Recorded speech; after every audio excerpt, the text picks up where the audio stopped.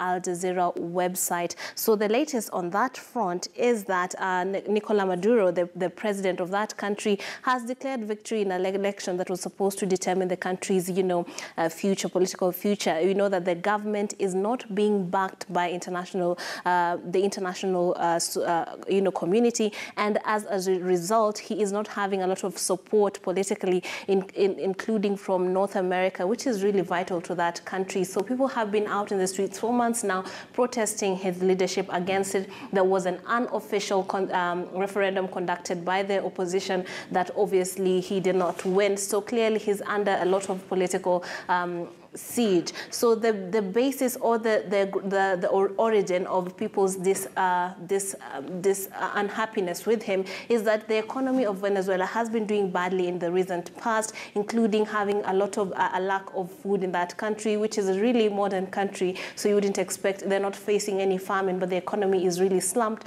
and therefore people are not happy. Queuing in supermarkets is not something any country can survive, any government can survive, because people want their food, people want the economy running and things going on well. But clearly he has a lot to face in terms of his political survival.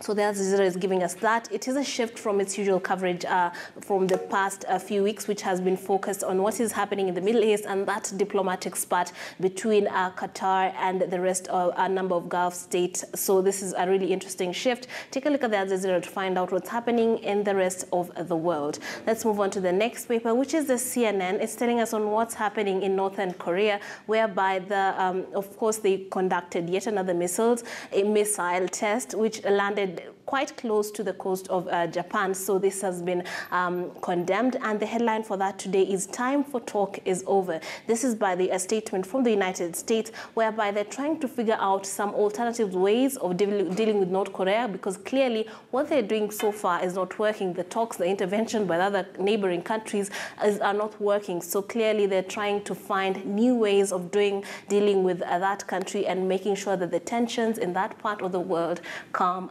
down. That's the CNN website.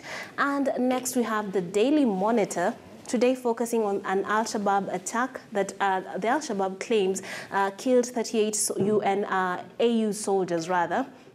But a statement from the Associated Press, or rather a report, indicates that the number was less. I think they're quoting 8. So the headline for that is "Somalia militants kill African Union troops in ambush." So this has been backed by the Ugandan government. We know that African Union has at least 22,000 soldiers trying to back the current government and fight the Al-Shabaab that is still having pockets in that East African country. So take a look at the Daily Monitor. Today they're not focusing on Ugandan news. They're moving further to Somalia and trying to figure out what's happening in the East African and letting you know what's happening.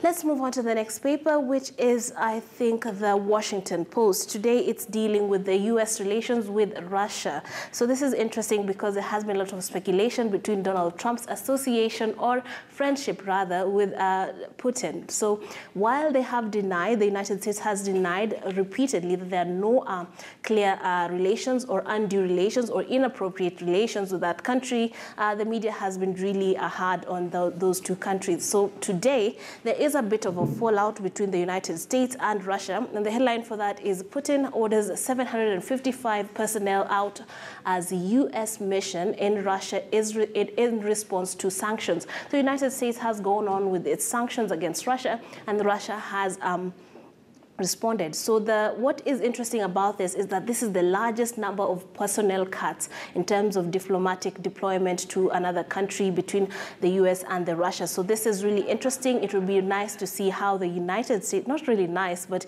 interesting to see how the United States responds to this. So it's going to be a bit of a back and forth between Russia and, the United States. So when it comes to the United States and news about that, it's all about the diplomacy and how they're relating with each other. We know that we have seen from the other paper, we had the relations between North Korea and the US, and now the Washington Post is focusing on the relations between the United States and Russia.